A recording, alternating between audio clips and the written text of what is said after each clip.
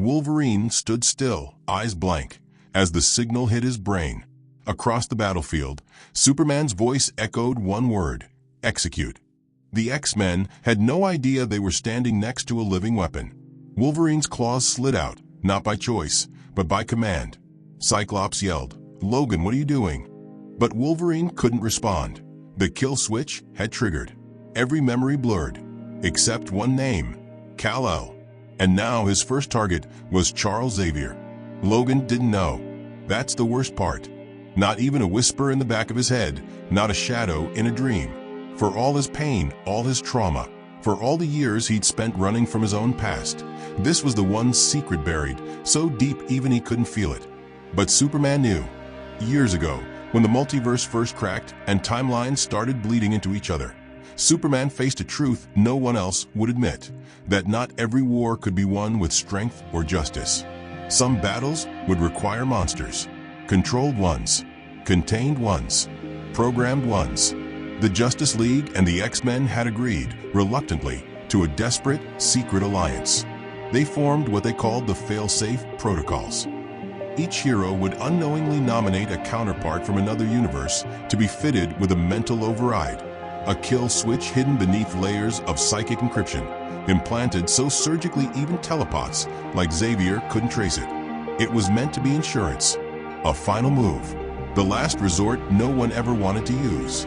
Wolverine was chosen by Kal-El himself. Why Logan? Because no one would suspect him. Because his mind was already fractured beyond repair. Weapon X, memory wipes, hallucinations, fake lives. He was the perfect vessel. The programming slipped into his subconscious like it was always meant to be there. And so it waited.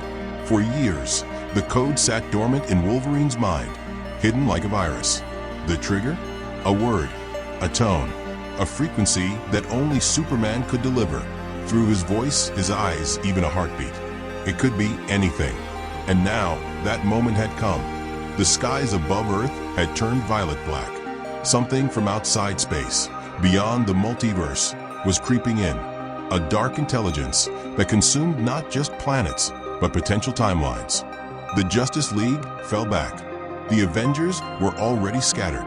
The X-Men were holding the line in New York, but the tide was turning, fast. Superman hovered above Earth's stratosphere, watching chaos unfold below. He whispered, "Execute." And Wolverine woke up a weapon. No one noticed at first. He fought the way he always did, wild, fast, lethal. But then came the change. His eyes stopped blinking.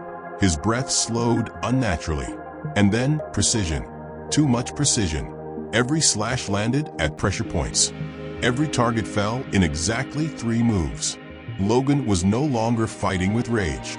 He was calculating. Storm was the first to feel it. "Logan," she shouted mid-battle, her lightning flaring across a collapsing rooftop. "Logan, what are you doing?" No answer. He moved past her without flinching, slicing through a mutated sentinel and decapitating it before its AI could react. Cyclops watched in confusion as Logan turned, not toward the enemy, but toward Charles Xavier, who was shielding civilians inside a crumbling school. "Logan!" Scott yelled, rushing to intercept. Too slow. Logan's claws were already out, and his mind was already gone.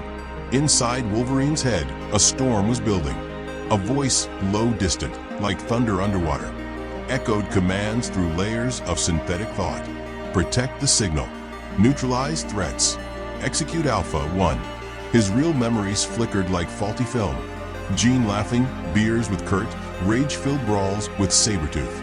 All of it washed over by that voice. And above it all, like a god behind the curtain, was Superman. Not the caped savior the world adored. Not Clark Kent the journalist. This was Kal-El of Krypton, the war general. The last survivor of a dying world. Raised by humans, but never one of them. He didn't want to do this. But he had calculated every outcome. Without the activation, Earth would fall. Logan was the sharpest blade left. And so the signal had been sent. The command had been obeyed. Back on the ground, Beast lunged to stop Logan, but was taken down with a slash that shattered his shoulder. Jean tried to reach him telepathically, and for a second, she thought she felt him. like a scream in a hurricane. But then it was gone. The programming adapted, locked her out. Xavier, Logan growled, voice low and robotic. Target acquired. Charles's eyes widened. Logan, he said softly, you don't want to do this. But Logan's body didn't hesitate. The claws raised. Then he stopped, just for a breath. A flicker of resistance. Superman felt it from miles away. A tremor in the override. The Wolverine's healing factor had always made him unpredictable, even in his brain chemistry. Kal-El increased the signal strength, speaking again. Execute. Logan flinched. A tear rolled down his cheek. Then he charged at Charles like a missile. From above, Superman's fists clenched. Forgive me, he whispered, but we don't have time for second chances. And as the blade descended toward the man who taught Logan to be a man, not a weapon, the line between hero and monster vanished. The sleeper agent had awakened, and the world would never see Wolverine the same way again. Charles Xavier didn't scream, not because he wasn't afraid, but because he had already accepted it.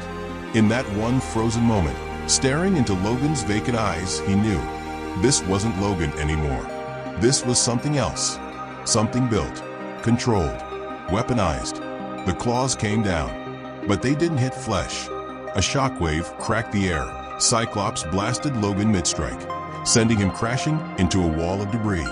Dust exploded into the air, rubble tumbling down, but Logan was already up again before the rocks settled. His movements weren't wild or emotional. They were silent, efficient, like a machine. Cyclops stared at him in disbelief. He didn't even flinch. Beast groaned from the ground, shoulder torn open. That wasn't a berserker rage. That was surgical. Across the city, the situation was spiraling. Civilians were screaming. Buildings were burning. And above it all, orbiting like a silent god, Superman watched, alone in the upper atmosphere. Inside his visor, mission data streamed across his vision. Threat levels, risk calculations, Logan's vitals, Xavier's psychic barriers. It was all mapped, color-coded, optimized. But even with all that data, one number kept flashing red. Moral risk index, 99.7%. Superman ignored it. He turned toward Earth and amplified the override signal, tightening the leash. Logan's eyes flashed with a pale blue glow, like a machine syncing to its command hub. Then Logan vanished in a blur. He didn't teleport. He didn't fly. He just moved, fast enough to break the sound barrier on foot. In less than a second, he was behind Storm. She barely spun around before he disarmed her, twisted her wrist, and knocked her unconscious with one precise strike to the neck. No killing. Not yet. That wasn't the command. The mission was clear. Isolate Xavier. Break his defenses. Deliver him to Superman. But Jean Grey was already in the air, her hair flaring with psychic fire. Her eyes lit up like twin novas. "You're not touching him," she said. Logan didn't answer. He just charged. Jean slammed into him telekinetically, throwing every ounce of her power at him. But Logan adapted. The code inside him analyzed her abilities in real time, rerouting pain receptors, forcing his healing factor to prioritize brain protection. He moved through the pressure like it was wind. He tackled her midair and drove her into the pavement. The ground cracked. Jean gasped, not from pain, but from what she saw in his mind. Nothing. A void. Black steel. Wiped clean. Not even pain. Just a signal. Far above, Superman watched the chaos unfold. His jaw was tight, his hands clenched, his heart hammering. Not from fear, but from something worse. Doubt. Batman's voice crackled over the comms. "You crossed the line." Superman didn't respond. "I told you," Batman continued. "Wolverine's mind isn't a sandbox. You don't plant bombs there and expect to stay clean." Kal-El finally replied, "The multiverse is collapsing. This is the only way. This isn't saving the world," Bruce snapped. "This is controlling it." Back on the ground, Logan stalked toward Xavier again. The old professor stood tall, calm, unarmed. His mind was the only weapon left. He reached out. "Logan, listen to me. I know you're in there. For a split second, Logan twitched. A single flicker of hesitation. Xavier pushed harder, diving into the cracks of Logan's mind, and saw it, a black box, sealed with Kryptonian code. Buried under Weapon X trauma, submerged beneath fake memories. A cage within a cage. Xavier tried to break it, but the box fought back, violently. He stumbled backward, bleeding from the nose. "It's not just programming," he gasped. "It's alien. It's alive." Just then, a red blur streaked through the sky and slammed into Logan, the Flash. He circled around Logan like lightning incarnate, delivering dozens of microstrikes, trying to knock him out. "I don't know what's going on, man, but you're not taking down Charles," Barry yelled. But Wolverine didn't fall. Instead, he adapted again. The code inside him rewrote muscle response timing, compensated for Flash's velocity patterns. He anticipated the next strike. Then he caught Flash mid-run, barehanded, and drove a claw into his leg, sending Barry tumbling. No kill. Still by the code. But everyone watching realized the same thing at the same time. This wasn't Logan anymore. This was Kal-El's weapon. Superman descended at last, cape snapping behind him, boots igniting the ground with impact. He looked at his fallen allies, at the chaos, at Xavier, at Logan. "You were supposed to stop the threat," Superman said quietly, "not destroy everything around it." Logan stood silently. Superman stepped closer. "Mission complete. Deactivate." Nothing happened. He said it louder. "Logan, deactivate." Still nothing. A terrible thought hit him. The code had evolved. The override wasn't one way anymore. Logan looked at him, not with rage, not with fear, with awareness. And he whispered something that shook Superman to his core. "I remember." The weapon had woken up, and now it wanted answers. The moment Logan said, "I remember," everything changed. Superman froze. He wasn't afraid of Logan's claws, his rage, or even his indestructible skeleton. No, he feared the possibility, the one outcome he never accounted for, that the override protocol, the command code, would not just wake the weapon, but the man. Logan didn't blink. His body still ran on the kill code, but something deeper, older, had begun rising inside. Memories long buried, locked away by Superman's psychic firewall, now roared back to life like wild beasts. Weapon X, the screams, the labs, Jean's laughter, Xavier's calm voice, the smell of blood, the sound of his own name, Logan, said not by a handler, but by a friend. His hand trembled. Then the claws retracted. The override resisted, tried to force them back out, but Logan snarled, not out loud, inside his mind. He didn't just resist the code, he hunted it. Superman stepped forward cautiously, his voice calm but firm. "Logan, stand down. You're unstable. Let me help." Logan looked up. "You used me." Superman didn't deny it. "To save this world." "Don't lie to me. I made a choice no one else could." Logan laughed, but there was no humor. "You made a slave." Superman's fists clenched. "I made a weapon when the world demanded one." Logan tilted his head. "Then what does that make you?" Before Kal-El could answer, Logan moved. Not fast, not loud, precise. He blurred forward, not with brute rage, but with strategy. He feinted left, spun low, and slammed his elbow into Superman's ribs, then followed with a backhand slash that carved through the Man of Steel's shoulder. Not deep, but enough. Superman flew back, stunned. Not because of the pain, but because Logan shouldn't have been able to land that hit. The override wasn't just gone. Logan had kept the upgrades. He wasn't just remembering. He was learning, adapting. Weapon X 2.0. On the ground below, the X-Men regrouped, confused, battered, bleeding. Jean was half-conscious. Cyclops was limping. Storm had regained consciousness and now stared into the sky. "What just happened?" Scott asked. Beast answered, shaking his head. "I think Logan broke the code." Storm looked at the others. Then who's in control now? No one spoke, because the answer terrified them. Above them, the air cracked with force. Logan and Superman collided mid-air, fists and claws striking like lightning. Kal-El tried to subdue him with heat vision. Logan rolled through it, skin bubbling, healing in real time. He grabbed Superman by the cape, spun, and slammed him through a skyscraper. Superman came out the other side and stopped midair. "Logan, this isn't the way. If you keep fighting me, you'll what?" Logan snarled. "Use another signal? Bury another code in my head?" Kal-El's eyes narrowed. "I don't want to hurt you." Logan bared his teeth. "That's the difference between us." And then he roared, not with rage, but with clarity, with freedom. This wasn't berserker mode. This was surgical rebellion. Superman punched forward. Logan anticipated it, twisted his arm, and slashed downward. Sparks flew. Superman backed off. Logan landed on a rooftop, blood trailing from his lip. He wiped it off slowly and smiled. "You taught me how to fight smarter," he said. "Guess that one backfired." Superman hovered above, breathing harder than he should have. "You know what I see now," Logan continued. "You're not afraid of the override failing.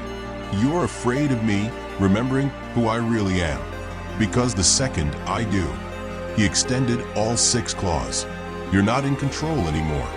Suddenly, a new voice entered the battlefield. Batman. He appeared behind Logan, using a stealth pod, stepping onto the rooftop like a ghost. "Logan," he said quietly. "Enough." Logan turned slowly. "You knew. I warned him not to do it. You let him. I tried to stop him. He wouldn't listen." Logan stepped forward. "Then you're just as guilty." Batman didn't flinch. "Then take your shot." For a long moment, no one moved. Then Logan stepped back. "Not yet." Superman dropped onto the rooftop, eyes locked on Logan. "This isn't over." Logan looked at both of them, 2 of the smartest, strongest, most dangerous men on Earth, and said something neither expected. "Deactivate." Superman frowned. "That won't work on me." Logan's eyes flickered. "Wasn't talking to you." Then his pulse spiked. The override code, still partially inside him, glitched. Logan had used it, intentionally, to send a reverse feedback signal up the same Kryptonian relay Superman had used to trigger him. In space, the orbiting beacon that powered the override system, Superman's hidden satellite, exploded. Logan just smiled. "Now we're even." And he vanished. No portals, no jet, just shadows. The man, who was once a weapon, was now something far more dangerous, free, and somewhere deep inside him, he knew Superman wasn't done, but neither was he. The override satellite was gone. Superman didn't move. He stood on the edge of the rooftop, cape swaying, eyes locked on the empty sky where the beacon used to be. That satellite wasn't just a signal. It was a fail-safe built on betrayal, coded in good intentions. And now it was dust, destroyed by the very man it was meant to control. Logan didn't just break free. He declared war. Batman said nothing. He knew better than to speak when the gods were doubting themselves. But the silence between them was louder than any explosion. Kal-El finally spoke. "We needed him." Batman's voice was calm. "You didn't need to own him." Superman turned, slowly, face unreadable. "If we hadn't activated him, the casualties would have doubled. Maybe worse." "And now?" Batman asked. "You've lost him. You've lost the trust of the X-Men. You've just turned Earth's most lethal mutant into a ghost with a grudge." Superman didn't flinch. "He'll come back." "No," Bruce said flatly. "He won't." Down below, the X-Men were regrouping. Jean was healing. Scott was silent. Storm watched the sky, not for threats, but for Logan, hoping, dreading. "He's gone completely off-grid," Beast said, tapping a portable cerebro device. "He's suppressing his own neural signature. That's not supposed to be possible." "It's Logan," Jean whispered. "Nothing's ever been impossible for him. We just never saw it." Wolverine was everywhere and nowhere. Across the world, Black Ops teams started going missing. Weapon X facilities vanished overnight, wiped clean with surgical violence. Kryptonian tech caches were raided. The same override implants Superman once designed were now turning up in dumpsters, extracted from heroes who never even knew they had them. Someone was sending a message. Wolverine wasn't just taking revenge. He was dismantling the system that made him. And Earth's mightiest heroes were scrambling to understand how they'd let it get this far. Meanwhile, in the Arctic, deep inside the Fortress of Solitude, Superman stood before a hologram of Jor-El, replaying simulations. Every one ended in failure. You gave a broken man a god's leash, the AI said, and expected him to thank you. I gave him purpose. You gave him chains. Superman dismissed the hologram with a blink. The walls of the fortress pulsed around him, filled with alien brilliance. But nothing could distract him from the one truth he didn't want to admit. He had crossed a line he couldn't uncross. And Logan was dragging the consequences straight back to his front door. An alert pinged. Unauthorized breach. Location: Kandor Containment Vault. Superman blurred across the fortress and arrived in seconds, but it was already too late. The vault had been opened. A single object was missing: the kryptonite spear. Only one man could have taken it without tripping the defense AI. Only one man could move that quietly, that fast, that effectively. Logan had been here, and now he had his insurance. Superman stared at the empty pedestal for a long time. Then he whispered, "He's not coming back." In Gotham, Batman stood atop Wayne Tower, speaking with Alfred through a secure comm. "He's not targeting civilians," Bruce said. "He's strategic, focused." Alfred replied, "Perhaps he's hoping you'll notice that, sir. That you'll understand he's choosing not to become the thing you made him into." "I didn't make him." "No, but you stood beside the one who did." Batman went silent. Wolverine wasn't hiding. He was broadcasting. Every move, every takedown, every facility burned. It was a warning. Not to the world, not to villains, to heroes, to the ones who called themselves righteous while planting bombs in broken minds, to the ones who saved the day and forgot what they destroyed to do it. 1 week later, a message appeared on every major tower across the globe. Not a threat, not a manifesto, just a voice. Logan's. If any one of you has something buried in your mind, a switch, a command, a failsafe, find it. Burn it out. Rip it out. Or I'll do it for you. Superman watched from orbit, silent. He didn't try to trace the signal. He knew better. Then a second voice came through the feed. "Jean, I don't agree with him," she said, "but I understand him. Xavier is alive," she continued, "but he won't speak to anyone, not even me." The man who trusted everyone was almost killed by someone he called family. And you think Logan's the broken one? Then the feed cut. Across the galaxy, in deep space, the Guardians of the Universe took notice. Earth's unstable power balance had just become a universal threat. Kryptonian tech had fallen into mutant hands. A rogue operative now knew the deep architecture of multiversal defense systems. Superman was summoned, but he didn't go. He stood alone in the upper atmosphere, watching Earth spin below. And he asked himself the one question that kept eating away at his invulnerability. Was I ever the hero in this story? Because now, Logan had taken that role, not as a savior, not as a symbol, but as a mirror, held up to every hero who ever thought control was the same thing as justice. The world didn't end with fire. It ended with silence. For the first time in years, there were no invasions, no cosmic alarms, no gods falling from the sky. Earth was quiet, and that terrified Superman more than any war ever had. Because Logan hadn't attacked again. He hadn't escalated. He'd stopped. That's when Superman understood. Logan wasn't planning revenge. He was planning an ending. The signal came from a place no one expected: Westchester, Xavier's school. Superman arrived alone. No Justice League. No backup. No contingency plans. Just him, descending slowly onto the lawn where generations of mutants had learned to control what the world feared. Logan was waiting. He stood near the old tree by the courtyard, jacket torn, face scarred, eyes tired, not glowing, not raging, not hunting, just waiting. Between them, planted into the ground like a gravestone, was the kryptonite spear. Insurance. A reminder. Superman landed softly. "You could have killed me already." Logan nodded. "Yeah. Why didn't you?" Logan looked past him toward the school. Because this ends one way, and killing you doesn't fix what you did. Superman swallowed. Then why call me here? Logan finally met his eyes. To make you choose. The air felt heavy. Even Superman felt it, not physically, but morally. This wasn't a fight. There were no calculations, no probabilities to run. Just consequences. You made me into something, Logan said. Not a monster. Worse, a tool that thought it was free. I thought I was protecting the world. You were protecting control. Superman clenched his fists. If I hadn't acted, billions would have died. And if you keep acting like that, Logan snapped, you'll decide someday that you know better than everyone. That freedom's optional. That minds are just another battlefield. Superman said nothing. Logan took a step closer. I know what I am. I've always known. I kill.